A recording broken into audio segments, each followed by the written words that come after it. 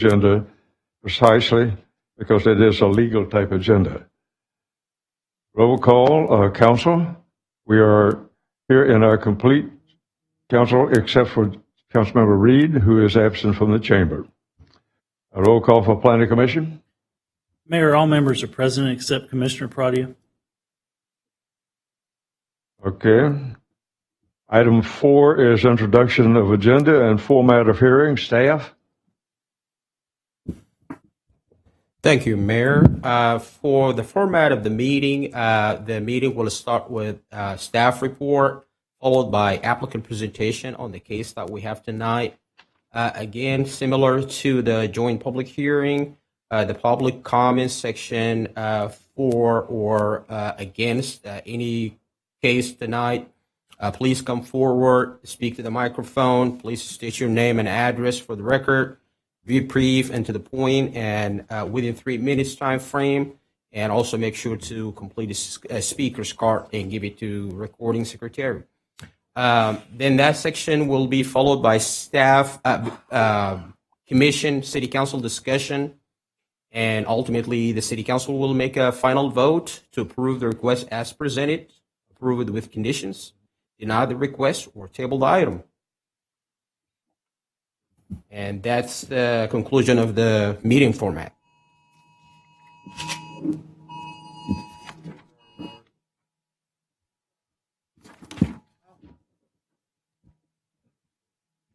Everybody grab their cell phone. I believe it was probably an Amber Alert, wasn't it, perhaps? Yeah. Okay. Does that complete your staff report? That completes the format of the meeting. Okay, moving to item 5, which is joint public hearing number 1. Mr. Chairman of the Planning Commission. Thank you, Mayor. This is a conditional use permit application CUP 19-00016. This is a request of James Adams, applicant and owner, for approval of conditional use permit CUP to allow for monthly live music events to benefit a charity located on approximately 0.86 acres of land within the single-family residential R1 district. This is at 2845 Westchester Circle.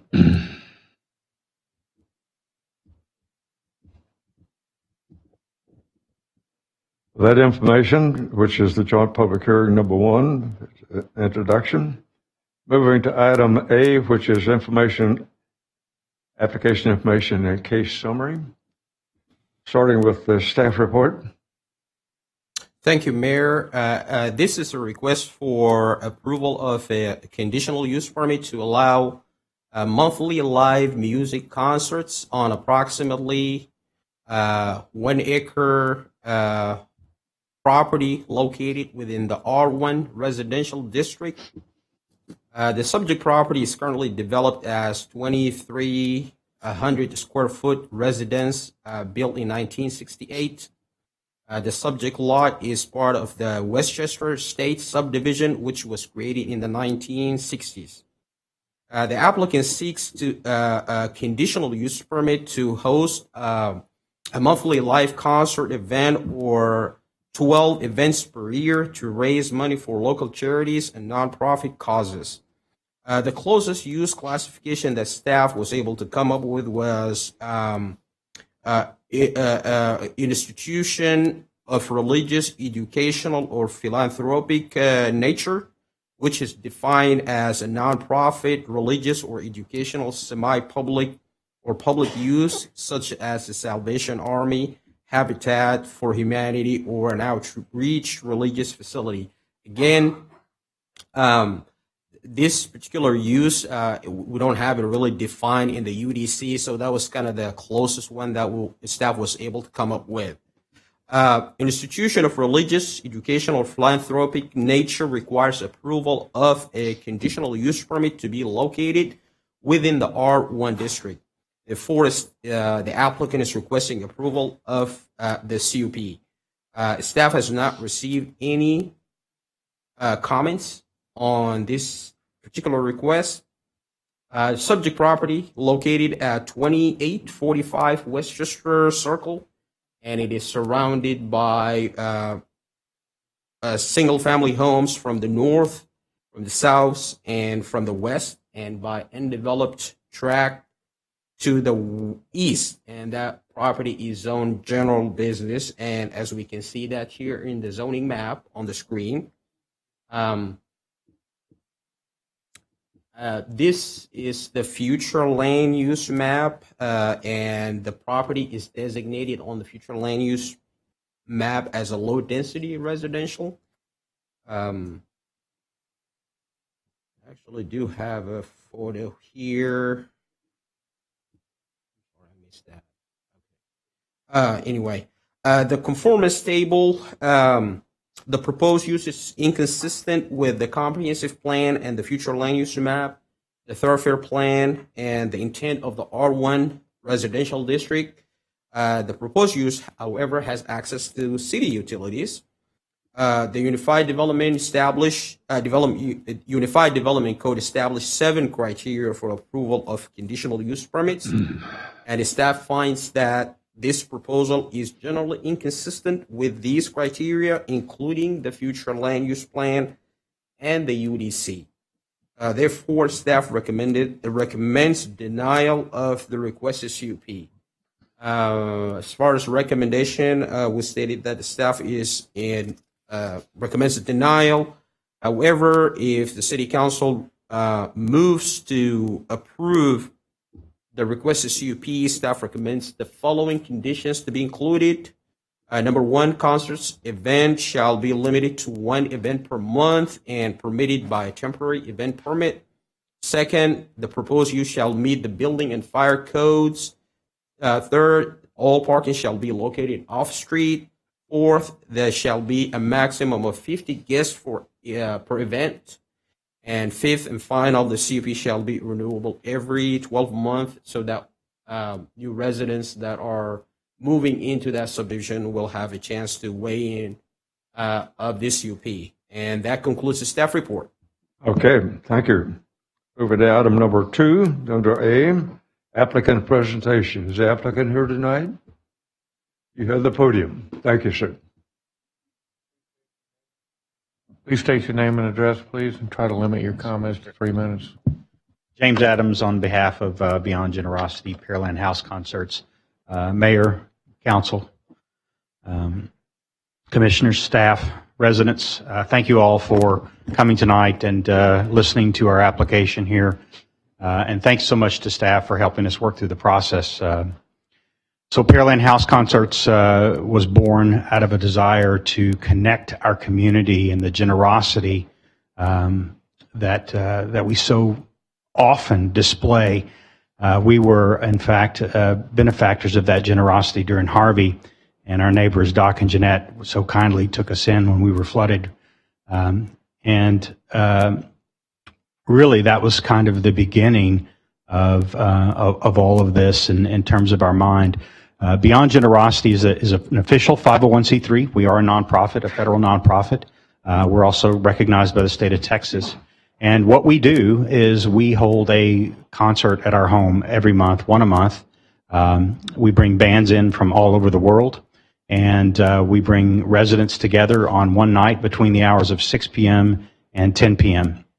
And we raise money for charities including Pearland ISD, their Rise Mentoring Program, Pearland High School Band, and their trip to the Rose Bowl Parade, as well as charities that deal with stray animals in our community, charities that deal with kids who are affected with cancer, charities that deal with kids who are on the street and have street moms and living on the street, and charities that deal with adoption and things like that. So charities that are near and dear to our heart, but also charities that if we get 50 folks and we raise $1,000, it moves the needle for that charity.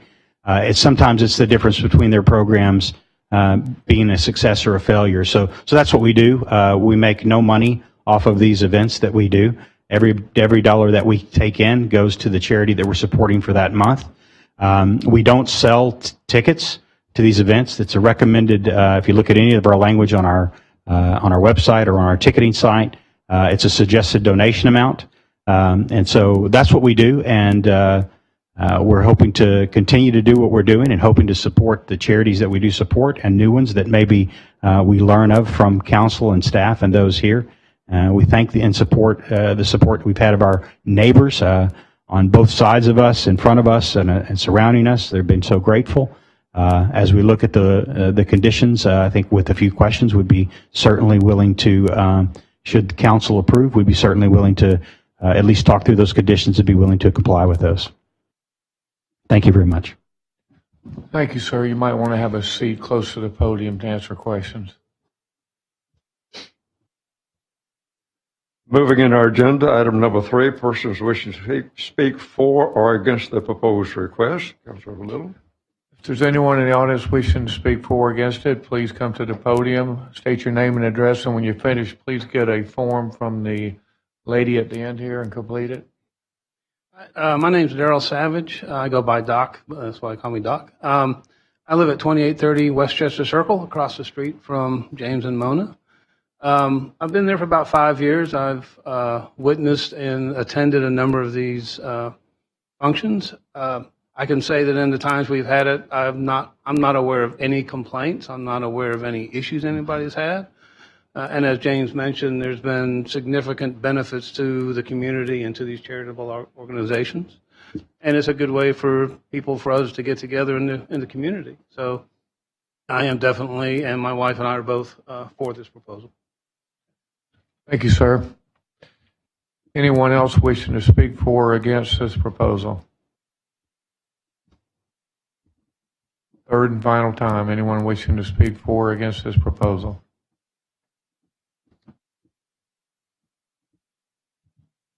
State your name and address, and please obtain a form from the secretary and fill that out when you're finished.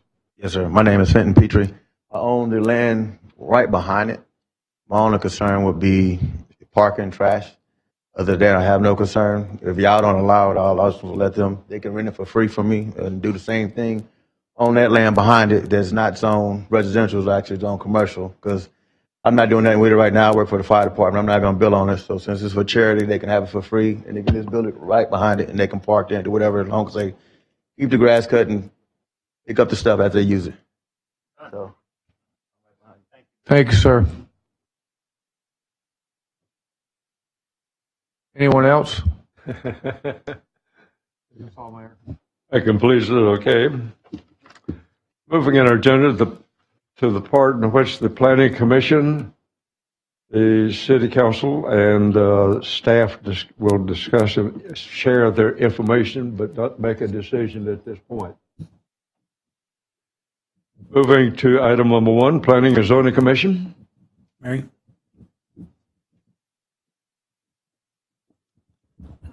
I have no objections to it. I do kind of object to having them have to come back every year to have this redone again. I just don't think that is necessary.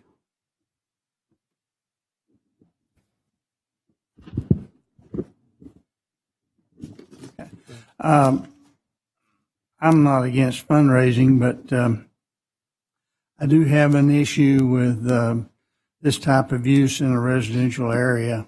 The staff, I'd have to agree with staff on the issues that they have brought up. I think that, in my opinion, it's not compatible with the current zoning on that lot.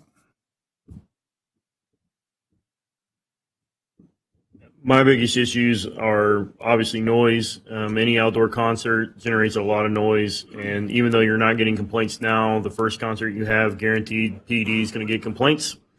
I live a mile and a half from Bogies, which happens to be in Brazoria County.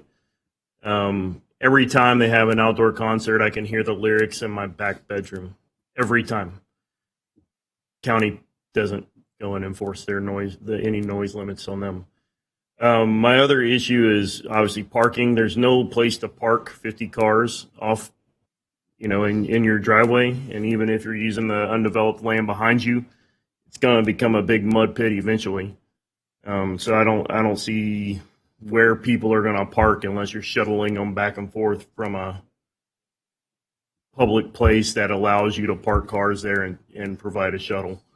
So I don't know how you. There's ways to work around parking. I don't know how you work around the noise issue.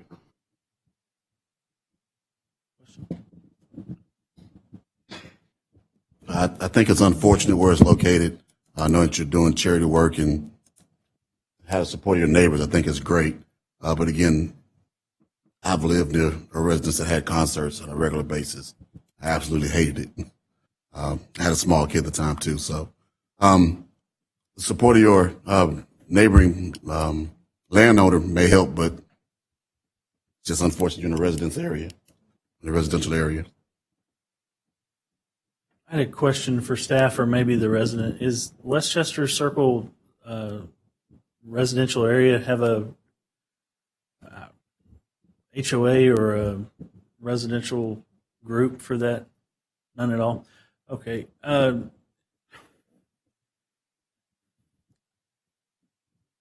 agree with the purpose of your project. That's awesome. I see that from your Facebook page and that concerts have already been going on. Of course, there would be a history with the PD if there were noise complaints. The problem I've got is when and staff may have to correct me, the CUP process is tied to the applicant now, not with the property, correct? Tied to the use of the property. The use of the property with the applicant. No? Not So tied to this the would applicant. forever be bound to that property. That is correct. So this is, Unless a condition explain is the 1 year- adopted to tie to a certain period of time or to a person or to an the applicant. condition is for a 1 year period. That is the condition that his staff came up, suggested- that was able to come up with. Suggested. That's correct. Staff's recommending that, but that's not part of the application. The application could go through and be permitted continuously with the property. That is correct. So the question to me is, do we want this use in a residential zoned area? I'm seeing that one resident and a neighboring property that's commercial have come in and supported this, but the other 6 that are close to this, have we had any communication with those 6? We have not received any comments on this particular And request. how many of the homes close to there did the notice go to? I have to look at the list, but there's really not many. I would say anywhere between 10 to 20.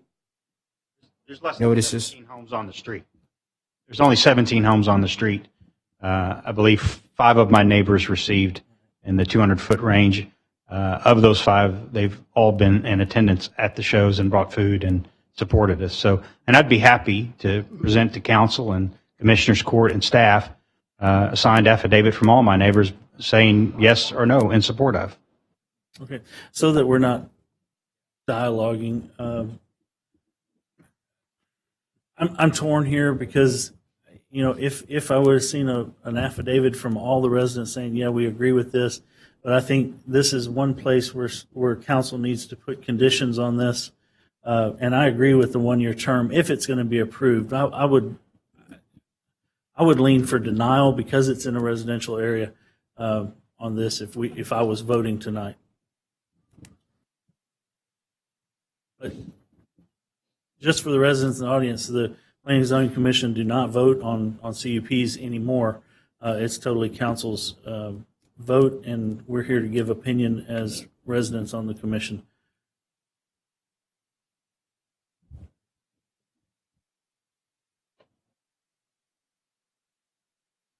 Any further comments from the commission?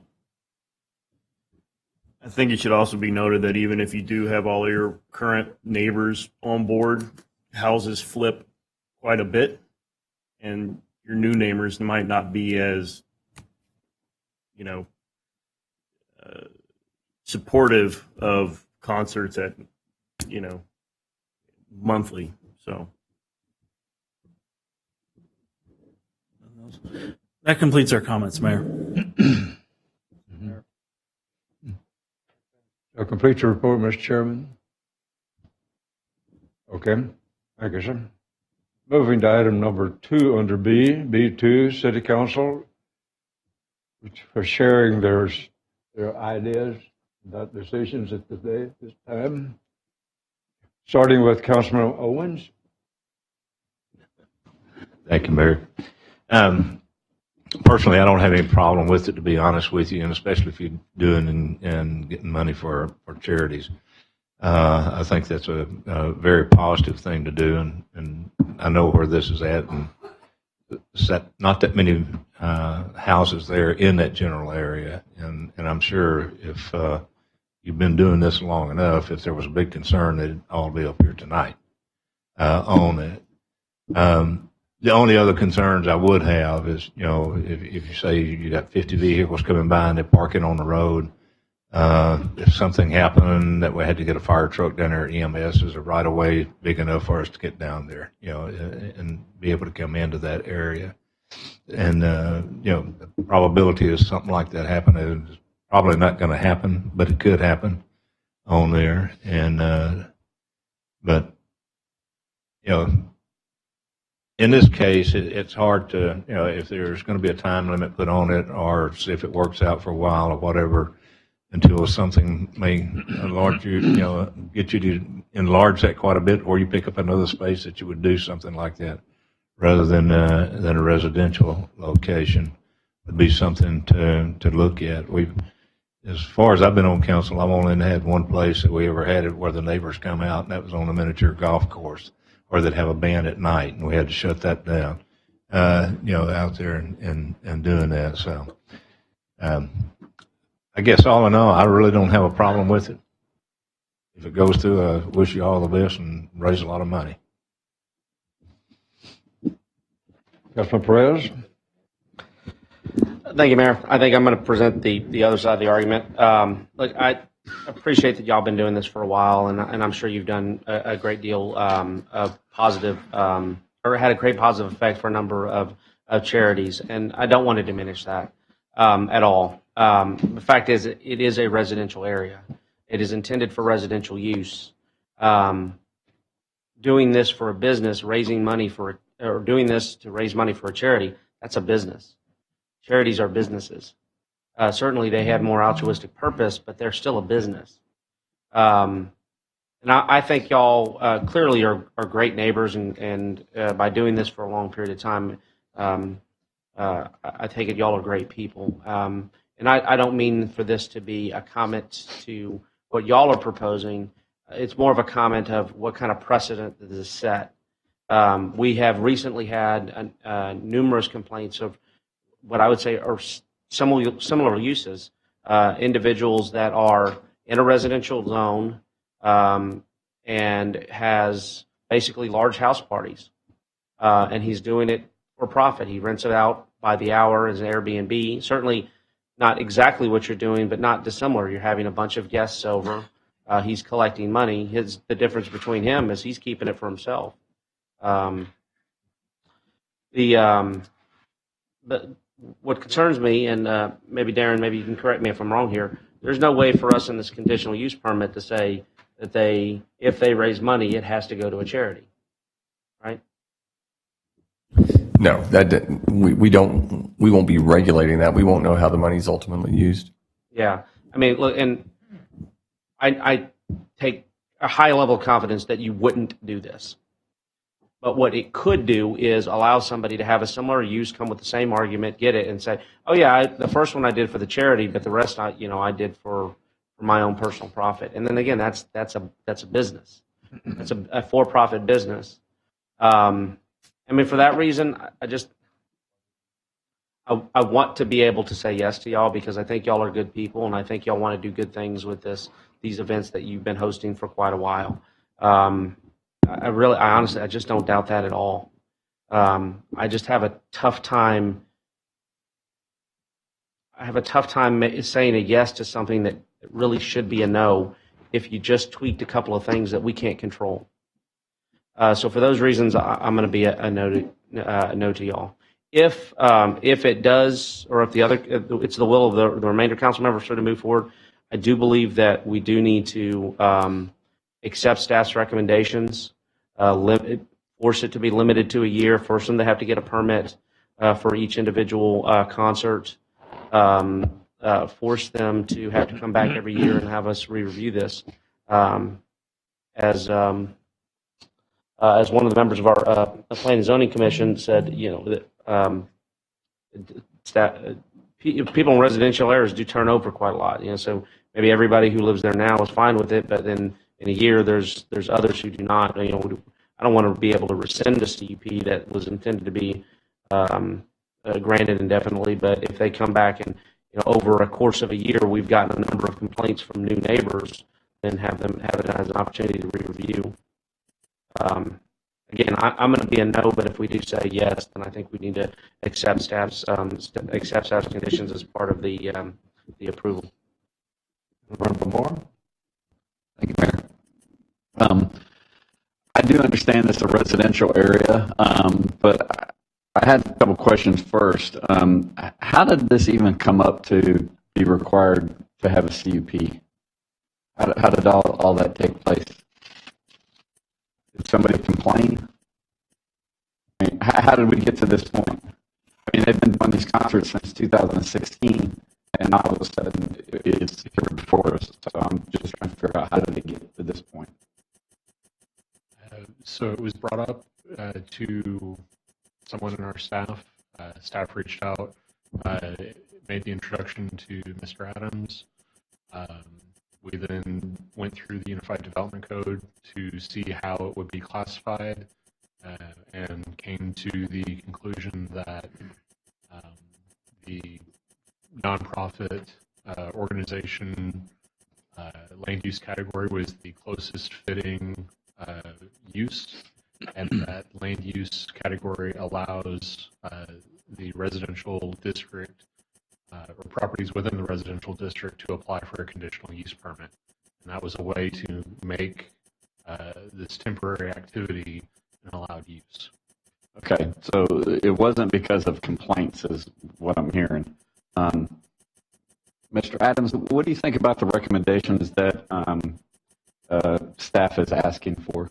If you don't mind, bring them up just so I can refresh myself on what each of those recommendations, I think there were 5 of them.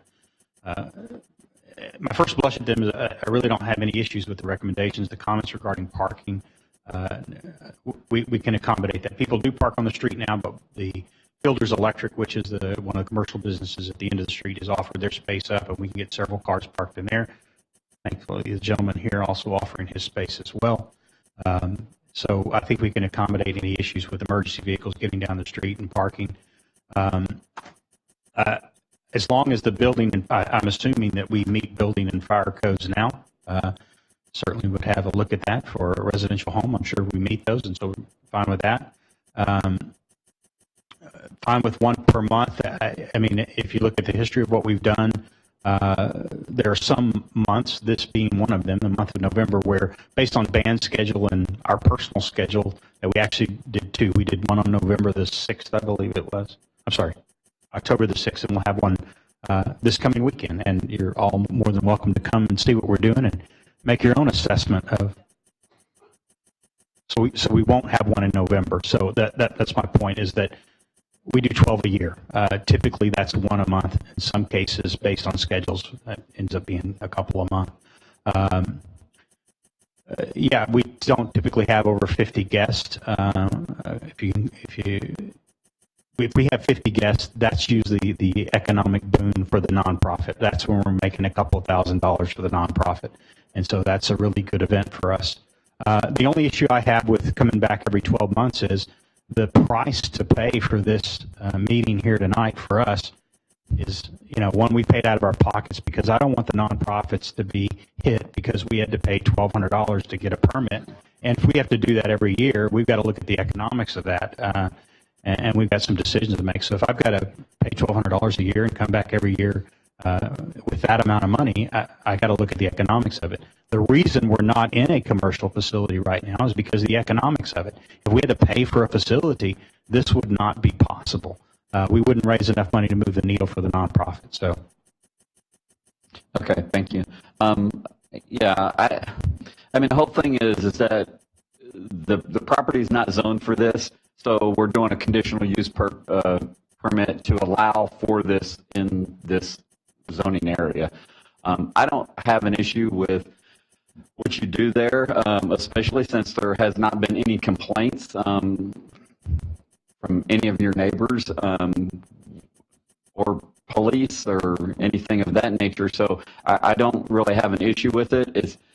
I do feel like maybe if this opens up, we may be treading on a slippery slope with some other things that will follow in on the coattails of this. But I really don't have an issue with this, and I mean, this isn't really any different than if you was to have a large party once a month, invite all your friends over, and it's kind of the same thing. Pending, you don't have any noise complaints from the neighbors. I mean, that's usually what happens if you have big parties like that. But I'm fine with it as long as you're not impeding on anybody else. You're not impeding on their relaxation time or their quiet time. So without any complaints on this, I don't have an issue with it. But I would request that we would do this for a longer period of time. It is a conditional use permit. We can always revoke the conditional use permit pending we get a lot of complaints from neighbors or police or fire department that they can't get down the roadway. Pending that, I don't know why we would have you come back every year. Just my thoughts. Hernandez? Thank you, Mayor. So I've actually attended several of these Pearland House concerts, at least over, I guess, maybe the last 2 years, maybe. I've been to several and taken some friends, and I think they're great. I think what you're doing is great. I think what you're doing for the community is great. Obviously, you're seeing people even come together tonight at this meeting, which is fantastic. I've met some of your neighbors also, which I think are also phenomenal people. Your whole street kind of bands together to do this, and it's just really wonderful that you're bringing this concept, which I don't know if it exists elsewhere. Did you get this from somewhere else, or is this something y'all just decided to do? No, I mean, there is a thing called house concerts, but it's more what Councilman Moore kind of suggested. It's a group of friends coming together, and they all kind of donate to cover the cost of the band so that they can have an intimate experience with the band. But there's not another that we're aware of that are doing this to support nonprofits, right? And like I said, we don't sell tickets. It's a suggested donation, and I'll tell you, the folks in community are generous folks. If an average ticket price is $35, do the math. How do we raise $2,000 for a nonprofit? It's because these folks make donations. They learn about the nonprofits that are there that night. There's a 30-minute break between the band playing where they get an opportunity to become volunteers, to become sustaining donors, and to really learn what these nonprofits are doing. If you take the RISE mentoring programs in Pearland ISD, I mean, one of the opportunities there was that they picked up mentors for our kids in our schools. And if you want to think about what is keeping shootings from going on in schools, it's good mentoring from people in the community. And I completely understand council's concerns, commissioners' concerns, and I'm not suggesting that this is the right way to do it. What I'm suggesting is let's work together, council, commissioners, staff. Let's find a way to let us do what we want to do that eliminates the concerns that council has, right? And eliminates any of the concerns that you have about the business that we're doing. If that's not a cup, fine. I don't care if it's a cup, a rup, a hup, or whatever. It doesn't matter to me. What I know is we've been doing this now. We've held over 20 events since we became a nonprofit. We've raised over $20,000 for charities. We've had over 645 attendees show up.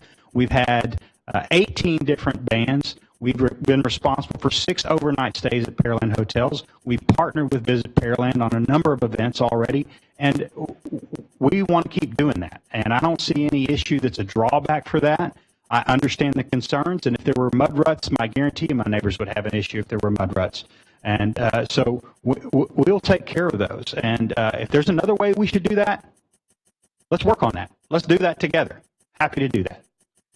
Thank you. So I think also you made another great point that I was going to bring up, is that you're not charging admission, you're just asking for a suggested donation. So if somebody were to show up and they just wanted to say, hey, what are you guys doing here, right? You're not forcing them. It's not like an admission price, correct? That's correct. That's Okay. correct. And then I would agree also for having an expiration date, and staff can give me some feedback here. at any point, at any time, we can revoke a conditional use permit. Is that correct? Yes and no. You would have to provide some sort of notice to the person who holds that conditional use permit, post an agenda in accordance with the Open Meetings Act, and then take action after having a public hearing like you're doing tonight. But it could be revoked at any time. So can I get a clarification on that? Because I think I heard earlier that it kind of belongs to the property, right? So if I move, does the conditional use permit stay with the property? Or does it go with me? Would stay with the property, sir. Okay. Stay with property unless we made it a condition of the use permit. Yeah. So, and I'm fine with that, right? If I move the property, you can yank the permit.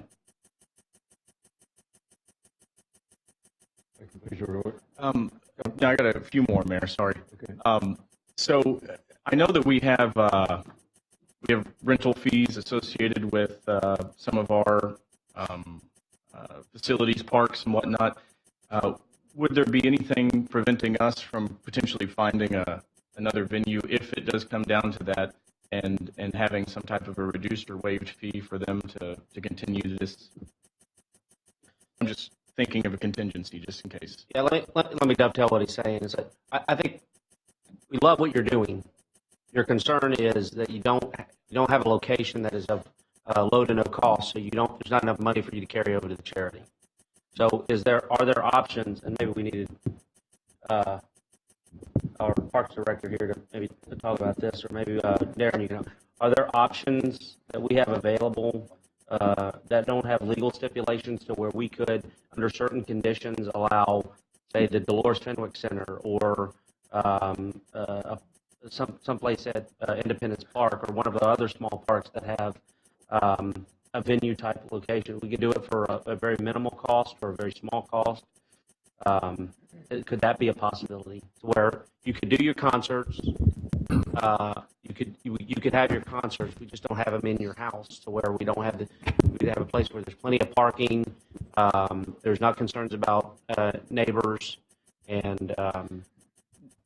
Well, member Perez, if I could, maybe if we get through and see if that's even, if we have to discuss that, because I guess I'm for it. I don't know if we can get through that, and then if we have maybe an understanding that it will not pass, we can look at the contingencies. But is that okay? I guess maybe it may influence the input of the other council members if we know that there's another option other than having them in the residential zone. I'll try to answer that to the best of my ability without the input from Parks right now. We currently do agreements they're called facility use agreements within the Parks Department. Different users will come in and use our facilities for different purposes. And so to answer your question is, yes, we can enter into a facility use agreement with any individual or group for a variety of purposes. What facilities would be available and under what conditions, I don't know. I don't think I can answer that tonight, but that's something that could be explored with the Parks and Recreation Department. Thank you. And then I can say, at least the ones that I've attended, noise has not been an issue. They're generally smaller bands. I mean, the noise is controlled.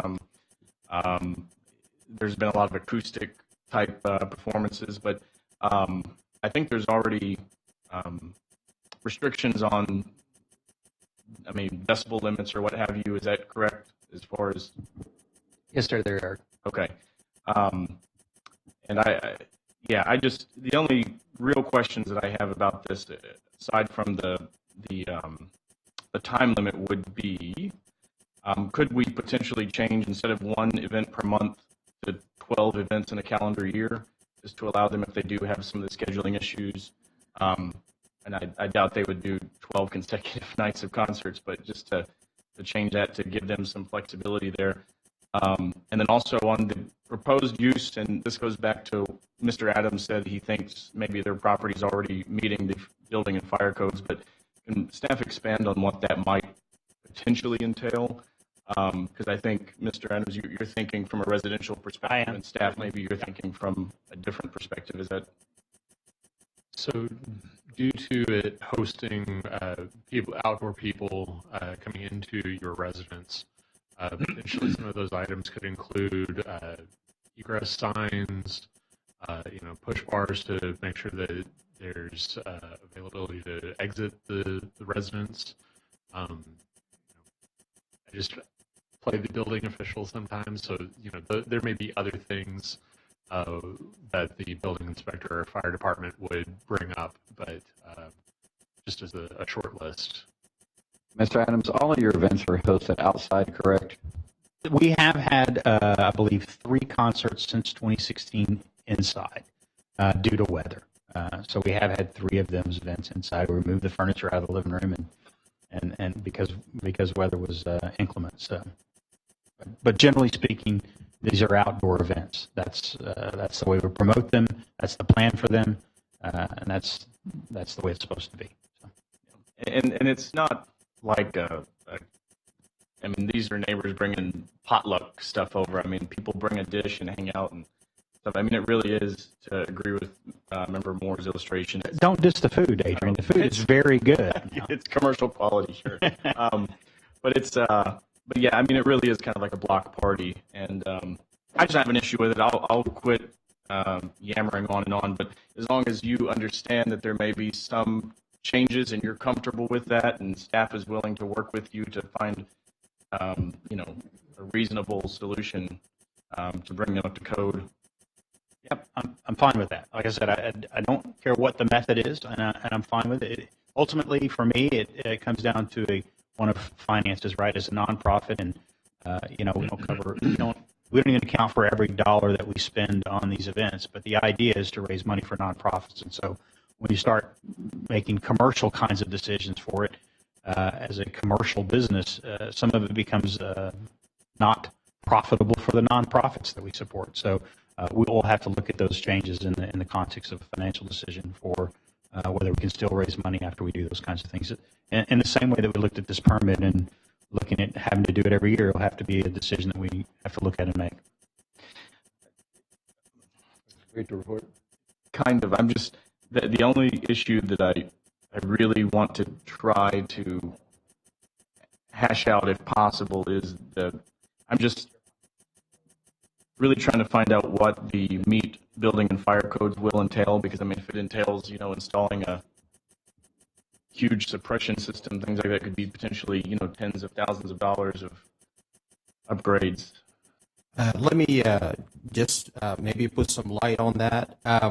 So if those events are going to be indoors, there's a certain number of people that, if they're accommodated inside the building, would trigger some fire code requirements. So let's just, for the sake of argument, 50 people would change the category of that building to assembly use, maybe. And in that case, then you're going to have to upgrade the whole building with exits and some other fire code requirements. So that is potentially the problem here. Would you be comfortable with the condition that you cannot host indoor concerts? I'm comfortable with that condition, given that space. Yeah. So if we had to have them indoors, we would find a space that was not that space and a commercial space. I think what we want to be sure here is, as I told staff when we met, is look, I'm not trying to skate around and skirt the law here. I want to be correct in what we're doing, and so part of the confusion is, if we were to find a commercial space, what space would be appropriate? I think the Lions Club was one that was mentioned, and some other spaces where we do events like that. So we'd be fine with that, and if we had to have it indoors because of weather, we would find another space that was appropriate. Well, I understand why this is before us. I don't necessarily, I wouldn't think that you would need something like this for what y'all do, but that's just my feedback on this. I don't think that you should have time limits if we can call a hearing and address it at any point. I've never seen any of your neighbors have an issue with it. I think it's great. I think y'all are wonderful additions to the community, and I just hope that the rest of council will help you keep this going. So. We feel the same way, Adrian. Thank you. Councilmember Little. Thank you, Mayor. I commend you on what you're doing. I think it's great, and you're giving back to the local charities. I'm a RISE mentor, and I think maybe a couple more of the councilmen are. Appreciate your support. I can tell you're very passionate about it. I disagree a little bit with Councilman Perez. I don't think you're operating a business at your home. You're not charging people to come there. We have no staff. They can make a donation if they want. It sounds more like you're having a party and you have a band and people can donate and they're not required to donate. It's nothing like the problems we were experiencing with BRB here where they were having charging and renting the facility and having wild parties and that type of thing. Let me ask staff this. If Mr. Adams had not applied for a CUP, is there anything that prevents him from having a party each month at his house and allows a band to come and pay the band? And take donations? Well, let's see if there's some complaints and violations with regard to maybe fire and building, maybe some parking issues in the street. But generally, if you have like a private party, probably not an issue. But there's just a fine line where you cross that and then become a land use issue. And we felt this use probably crossed that boundary where it has to be addressed as a land use issue. And that fine line was advertising itself as an entity that is a nonprofit organization that is run out of this house. That was the line where it crossed from once a month party to an organization that's doing a business collecting funds and then delivering those funds to other organizations. Do you live at the location? Yes. You do, okay. And it sounds like we've got some accommodations for the parking. I'm going to be for it. I think sometimes just going through a checklist is not the way to decide something. Does it meet this? No. Doesn't meet that? No. So we're not going to allow it. I like what you're doing. You've got all your neighbors supporting you. There's been no complaints. You've been doing it for 18 months. So I'll be a vote for it. I'll have, Mayor. Good. Orlando? First, I want to commend you guys for what you're doing. I had kind of a long list of questions that I think we've mostly worked through over the course of the rest of the council members going through this. And what's important for me is, a conditional use permit is revocable. So if we were to have a significant amount of complaints, that would be something we can address. To Member Little's point just now, this is something that a private person can do if they're not getting complaints and have a backyard party, as many of us have had. And, unlike other situations that we've seen before, this is not something that's happening every weekend or multiple times a week. This is something that we're going to cap it. And I agree with the amendment 12 times a year to give some flexibility on a monthly basis. And additionally, the noise ordinances don't go out the window because we allow this to continue as it has in the past. And so kind of the analogy that hasn't been made that this really reminds me of is the lemonade stands that just the new rules went into effect, I believe, in this legislative session. Lemonade stands are technically, providing food and drink to people. And so in many communities, they've gotten caught up in the health codes and whatever. And we all kind of realize intuitively how silly that is. And that's something that is good for our communities and it's good for kids and interacting with your neighbors and promoting entrepreneurship. And it's kind of crushed by the heavy hand of government. And so, as a conservative, that is something that's always at the forefront of my mind, or what are the unintended consequences of the fist of government coming in a situation like that and on the actual community fabric. And we talk all the time about how great Pearland is. And, I thought it was pretty cool that your neighbors came here and said, we support you. We'll let you use this land. You just spoke to Fielder Electric, making a similar offer. And this is really what Pearland is all about, is neighbors coming together, do something good for the community. And I understand, I'm very sympathetic to the points made by Member Perez about the slippery slope, and Member Moore as well, the slippery slope that this could create. But that's why we're elected to have some kind of discretion and differentiate between the lemonade stand and the guy who gets dozens of complaints from his neighbors every week and is throwing these extravagant parties for profit that is really causing an uproar in the community. And one of the issues that we had with that in particular was that it changed the character of the neighborhood, and we got all those neighbor complaints. I don't think this changes the character of the neighborhood so much as it reinforces the character of Pearland and what we're all about.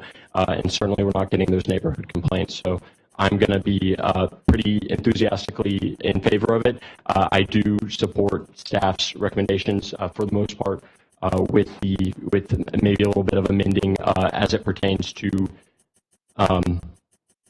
the amount allowed in a year, and also if we can revoke this contingent on complaints, I don't see a need for the 12 months, which would kind of, as he said, make the enterprise not really work financially anymore. So those are my comments. Thank you, Mayor.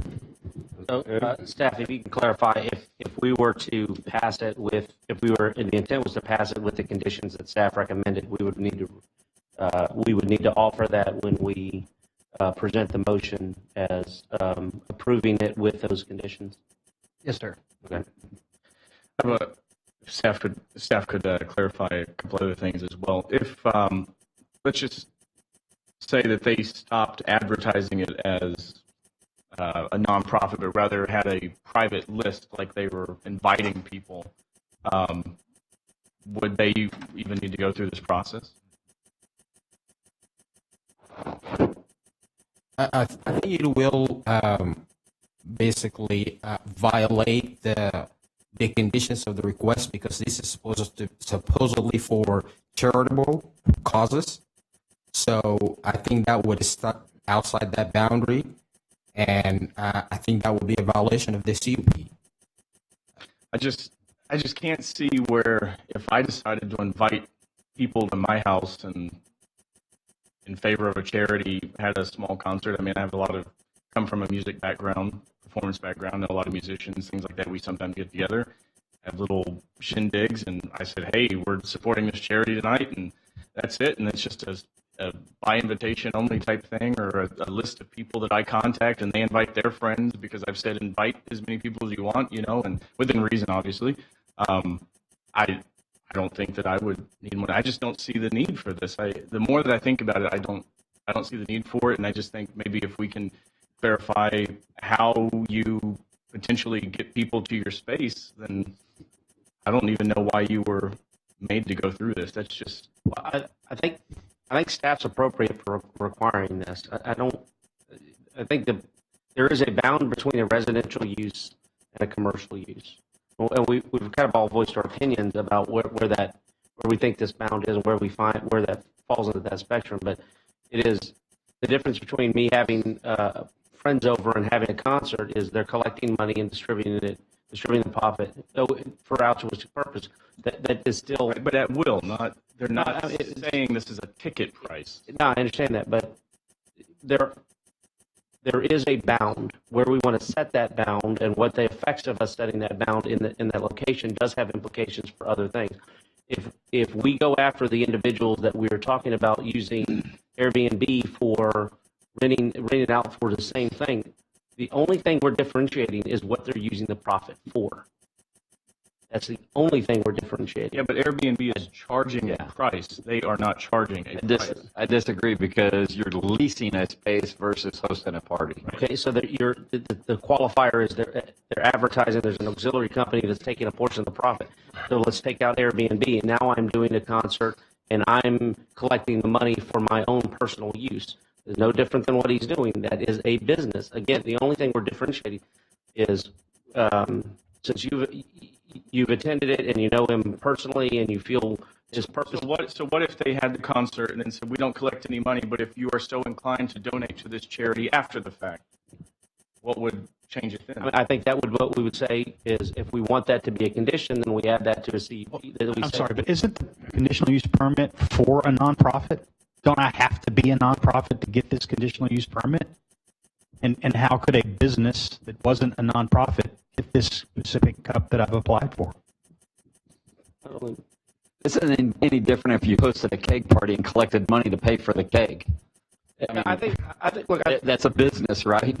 I think it's not necessarily an issue of whether or not we're going to approve it. I think I'm clearly the only one who's wholly against it. I think what we're trying to do is If we're going to set the bound, where do we set the bound? How do we make sure that the things that we're concerned about are secured in the conditional use, either by accepting staff's recommendations or making some suggestions like you had said, is that they cannot necessarily collect tickets, but they can collect donations, some of that nature. So something that clearly defines it against some of the other issues that we are combating. What I don't want to do is, if we don't want to create a slippery slope, then let's put something on the slope that stops it from expanding. Something that meets his needs, since, again, clearly we want to approve this as a body, something that meets his needs, doesn't impede his use, but doesn't get it advertised to other people that this is something that they can do for profit. At the end of the day, it's a conditional use purpose, a conditional use permit, and it's authorized by city staff and council, and therefore they can so choose to deny or accept any conditional use permit regardless of what it's for or how it's being utilized. I think that the dialogue that Member Perez is having is useful, and it is useful to draw those lines. I would say my line's a little different. My issue with, for example, the Airbnb situation is not that they're making money. In fact, that was for an outdoor party situation, but I am for, and I think that most of the other members are in favor of people being able to use their private home for Airbnb and make money off that. So that's not my issue there. My issue there is that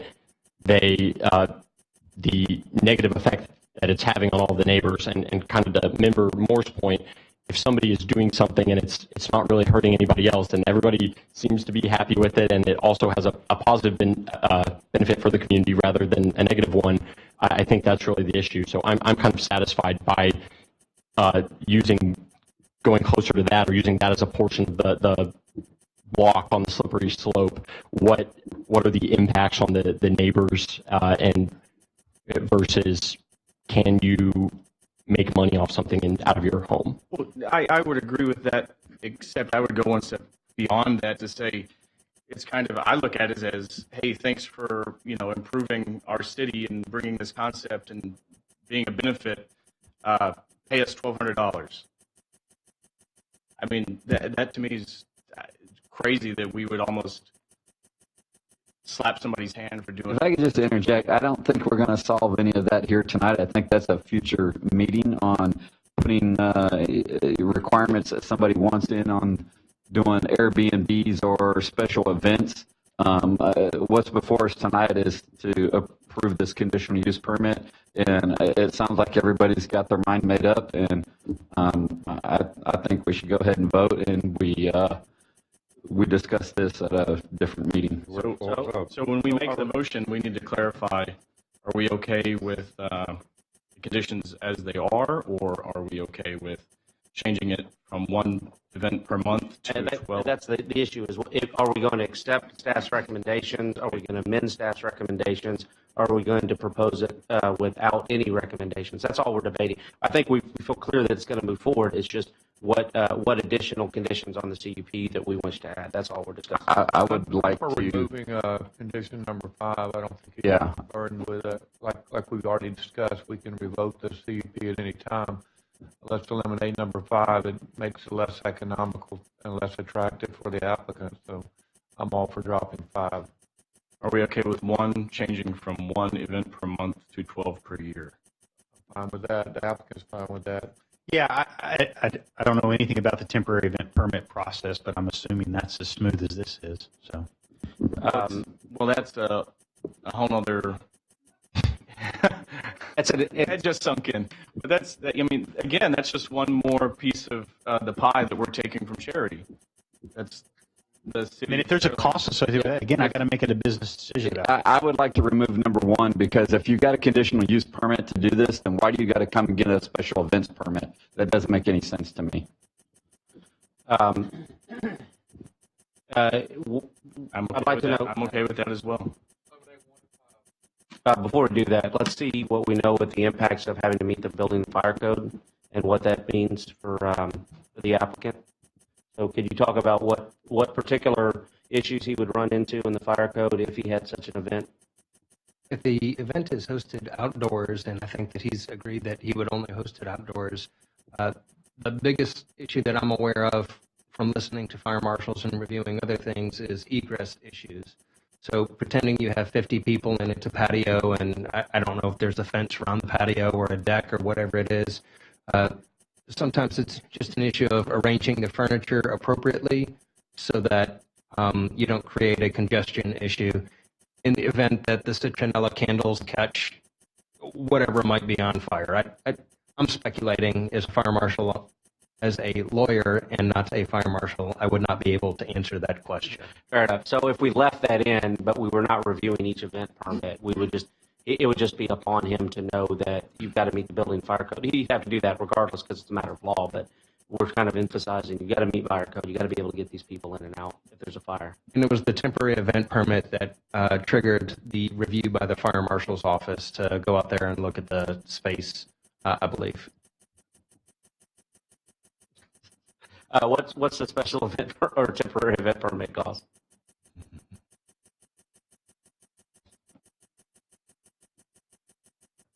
Anyone?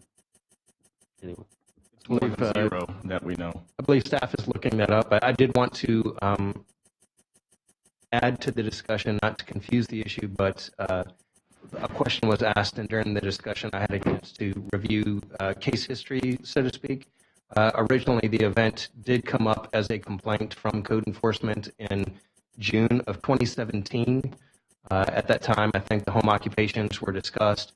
At that point, it had not been renewed until the issue with the Verona address and the parties out there had been brought to council's attention. And at that point, something triggered staff to relook at this. I don't know what that something was. I don't know if it was a code enforcement complaint or if it was based on the discussion in regards to the Verona issues or the problems with the neighbors over there. And based on that discussion, staff felt they needed to review or revisit this venue. What if we said temporary event permit at a cost of $1? And then also put a condition that this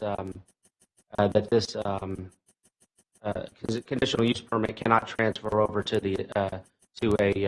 new occupant. It lies with both the use and the occupant.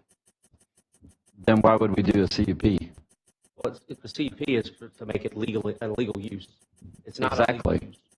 But So why are we doing a temporary event permit if we're authorizing the use to do the concerts?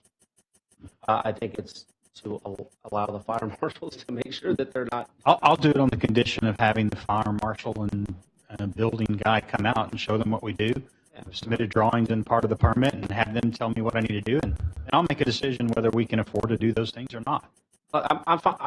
What I want to do is make sure that the temporary event permit is there for temporary events. We do that for business all the time, whether the use is allowed.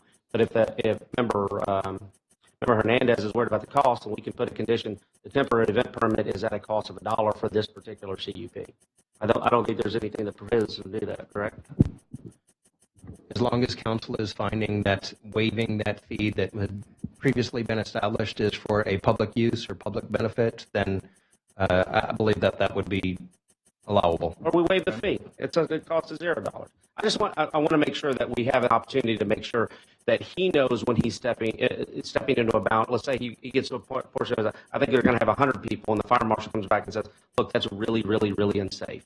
And here's the reasons why, and has an opportunity to communicate with him. And I think if we just have the review with the temporary, the CUP lets everybody know that we are in favor of this, but the temporary event permit allows for us to take a look at what the bounds are as far as the occupancy. It's a house, so 50 people aren't really supposed to live in a house or be in a house, so. He's not holding concerts in the house. He's having them outdoors, and we're limiting 50 people, not 100. No, he said he's had to have them indoors. We're not limiting it from. Yeah, but I'm telling you that I won't. Yeah, and we could add as a condition outdoor concerts only. I mean, Wouldn't it be easier to do outdoor concerts only versus, I'm just thinking not just the monetary cost, but just the logistical hurdle of scheduling them to come out before every event and getting a permit. To me, it's not just the money, it's also just... Yeah, that is part of my concern is the logistics of it, right? I mean, I was kind of making a snide remark there about the process, right? I mean, do I just go in and get a stamp and I'm done, or is it a stamp and a site inspection and wait 4 days? Well, okay, that becomes, it becomes one more issue. And I'm not saying I wouldn't do it. I'm just saying All of this. To the same point, make it I work a full-time job, right? So I can pay taxes, and I come home and I volunteer and I do other stuff. And so it's just one other thing that we have to take care of if that's what you An say. outdoor venue that's fenced still has egress issues. I mean, the idea is that if there's a fire, then they can't get out because they have too many people in there. That's why the fire code is implementable. But If y'all don't agree, just I think the fire marshal could make a visit over there, and I mean, Mr. Adams is not going to change how large his house is, or make his house even smaller, or anything else. I mean, if you was to put up a fence around your yard and you don't have one now, I think then we would get the fire marshal to come back out there. Other than that, I think it would be a one-time visit to tell him this is what we do, this is where we congregate, and I don't think that he would ever have to come back. I think if I put a fence up, I have to get a permit for that anyway. So correct. You're gonna, yeah. So I mean, you're going to get caught on that, eventually anyway. So that I wouldn't tie don't. the CP. That wouldn't have anything to do with CP. So if they go out and they say, okay, well, here's your limit of the amount of people that can be in there. If that's the case, then I would like the maximum to be established by the fire department. Yeah, I mean, essentially that's what we would do. But if we eliminate the temporary permit, but just allow you to say, meet the building and fire code, and they can set what your maximum occupancy is, and you adhere to that. So we can remove 4 as well. Some things work better if you just ask for forgiveness. Yeah. That's what I did. As you mentioned, they came out the first time, and I said, let's just let it ride, baby. You know, this is a public meeting, I right? wish the Youth Action Council was here tonight because they really get to see how government works. So, to my understanding, we can remove 1. We leave 2, leave 3. With 2, we can add with meet building and fire codes for outdoor concerts only. Remove 4, remove 5, and then we can add the condition of it being non-transferable. Yes, make it non-transferable to the to another occupant. I'd say leave 4, but modify it and maximum per fire code review. But wouldn't that be same as 2? I mean, it has to meet building and fire code. Is it not encompassed in that? Not necessarily. I think 2 is meant for indoor more so than amount of guests in one area. So maximum number. I've read the fire code quite a lot, and I don't know if they have a particular section that covers this. So I think perhaps if the fire marshal is going out there and says, "Here's what we think your occupancy should be," if it comes back in significantly less than 50, then you can come back and say, "I'd like to modify the CUP for that." I'm fine with that. Okay. I want people to be safe. The last thing I want is for somebody to get harmed, hurt, or whatever. So if you've been there, you notice I put up fire extinguishers all over the place. There's at least 3 visible at every concert, just in case, right? Because we do have electrical equipment and candles and things like that. So I want people to be safe. I'm happy with the fire marshal coming out, and if he says we need to do things differently, we'll do them differently. Okay. I think we're ready to vote. I think I understand these conditions. Yeah, you'll make the list. On the list of amendments to the conditions, there's one that I don't think is going to prompt any debate or discussion. Section 1 of the resolution, as it's prepared, refers to Center at Pearland Parkway PD. This is clearly not at the Center of Pearland Parkway PD. I would recommend removing that reference and saying Westchester Estates subdivision.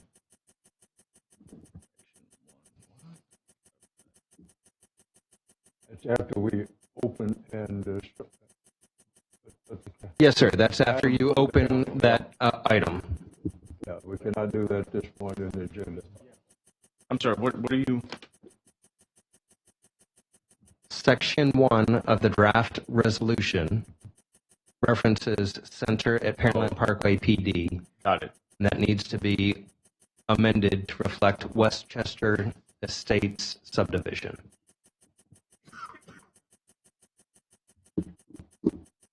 Okay.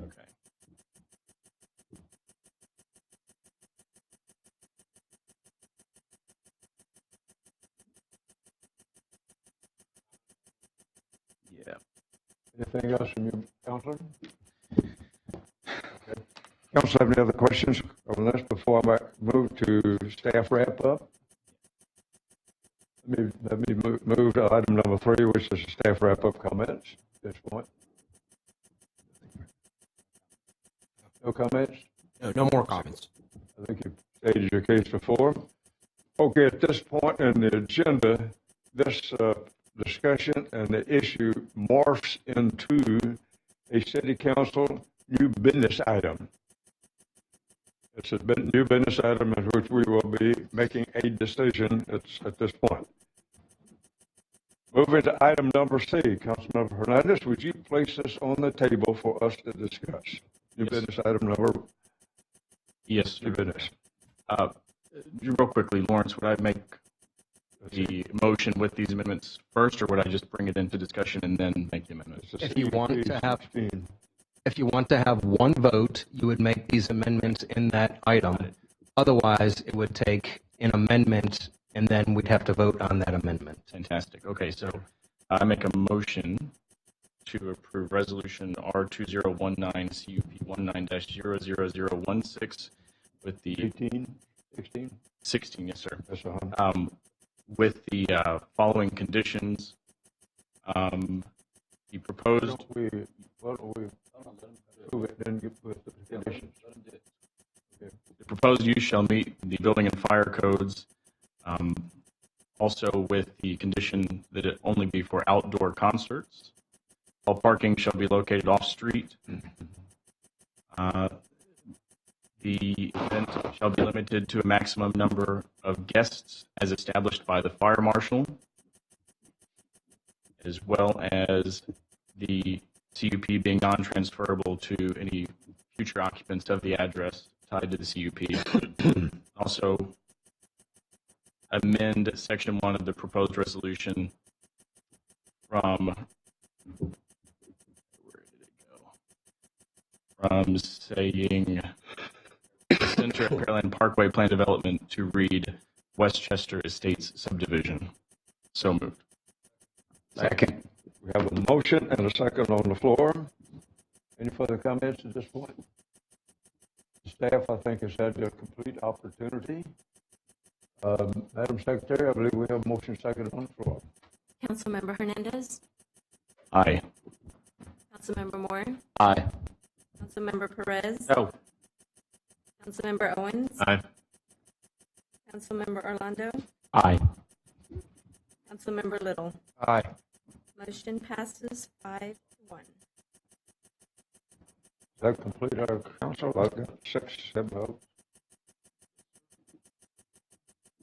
Motion passed by a vote of, would you report the results, Madam Secretary? Yes, motion passes 5-1, Mayor. Okay. Moving in our agenda to adjourn, which I showed you at 8:49. Thank all of you for being here.